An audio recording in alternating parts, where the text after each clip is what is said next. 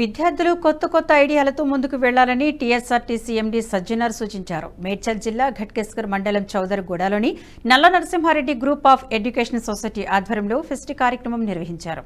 విద్యార్థులు చదువుకునే సమయంలో కూడా పార్ట్ టైం ఉద్యోగం చేయవచ్చన్నారు. కష్టపడి ఉన్నత శిఖరాలను అధిరోహించాలని పిలుపునిచ్చారు.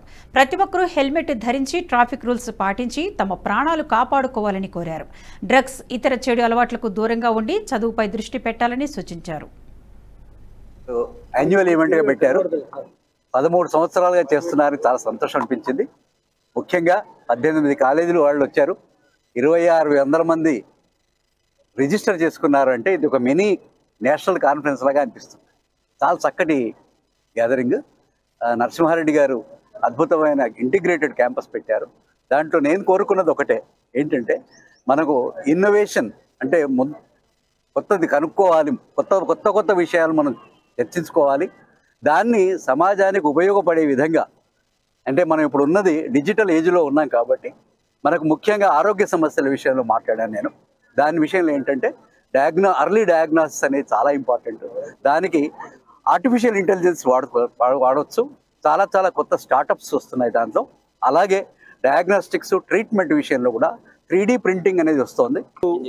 టెక్ ఫెస్ట్ అనే సందర్భంగా టెక్ సంప్రతి, అదే విధంగా ఫార్మా సంప్రతి, అంటే ప్రతి సంవత్సరము ఇది ఆనవాయితీగా కండక్ట్ చేస్తూ ఉన్నాము.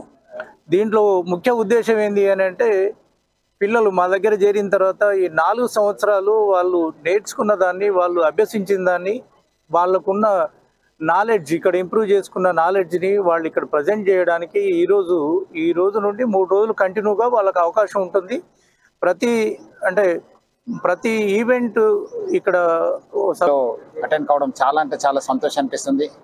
ముఖ్యంగా ఇక్కడ ఒక మంచి ఎన్విరాన్మెంట్, మంచి ఒక విజన్తోని ఈ సంస్థని డెవలప్ చేసిన మన నల్ల నరసింహారెడ్డి గారికి, ప్రశాంత్ రెడ్డి గారికి నా తరఫు నుంచి కూడా పేరు అభినందిస్తున్నాను. అదేవిధంగా మన ఈ ఒక్క కాలేజ్కి డైరెక్టర్ అయిన కృష్ణారెడ్డి గారు ఈ సంస్థ అచీవ్మెంట్స్ నుంచి, ముఖ్యంగా ఇక్కడ ఉన్న టీచర్స్ గురించి కూడా చాలా పేపర్స్ పబ్లిష్ చేశారు, చాలా స్టడీస్ చేశారని కూడా చెప్పడం జరిగింది. చాలా congratulations to all of them. చాలా గర్వంగా కూడా అనిపించింది.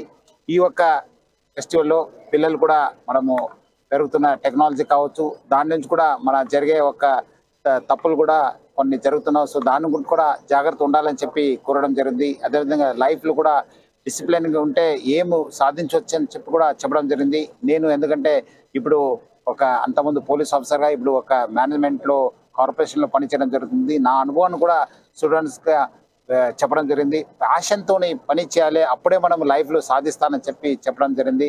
ముఖ్యంగా ఇప్పుడు చాలా చోట్ల కూడా ఈ డ్రగ్స్ మెనేస్ అయిపోయింది. పిల్లలు చాలామంది బానిసలు అవుతున్నారు.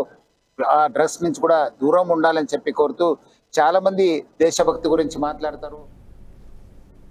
ఈ వీడియో మీకు నచ్చినట్టయితే లైక్ చేయండి, 10 మందికి షేర్ చేయండి. అలాగే కామెంట్ల రూపంలో మీ అభిప్రాయాలను మాతో పంచుకోండి. Nationalist hub group of channels ను సబ్స్క్రైబ్ చేసుకుని తెలుగునాట జాతీయవాద జర్నలిజాన్ని ప్రోత్సహించండి. ఈ వీడియో కింద ఉన్న బెల్ ఐకాన్ పై క్లిక్ చేయడం మర్చిపోవద్దు.